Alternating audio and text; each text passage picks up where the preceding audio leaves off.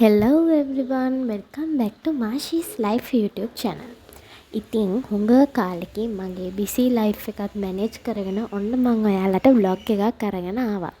මේ තියෙන්නේ සුපුරුදු පරිදි මගේ bed tea එක. ඒකත් අරගෙන අද උදේ අම්මි හදලා තිබ්බා කිරිපතුයි, සැමන් හොදි, ලුණු මිරිස්සුයි. මාරම රසයි. ඒ ෆ්ලේවර් එක ගැන දන්න අය දන්නවා ඉතින්.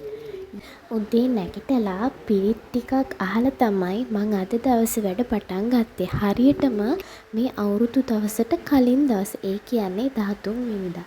ඉතින් මම YouTube එකෙන් වීඩියෝ එකකුත් බලාගෙන මෙන්න මේ රසම රස මුකුළු කියන කෑම ජාතිය හැදුවා.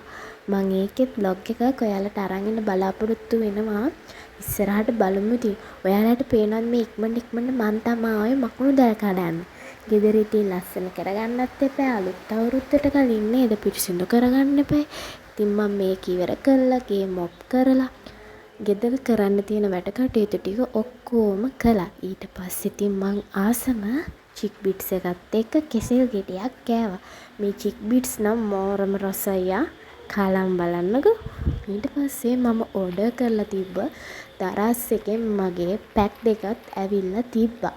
ඉතින් මං හිතුවා ඒක ඔයාලත් එක්කම අන්බොක්ස් කරන්න. ඉතින් මං ඕඩර් කරේ මෙන්න මේ තුන. මොනවද දන්නවද? කොකෝ බටර් බොඩි ක්‍රීම් එක උනේ රුපියල් 220යි.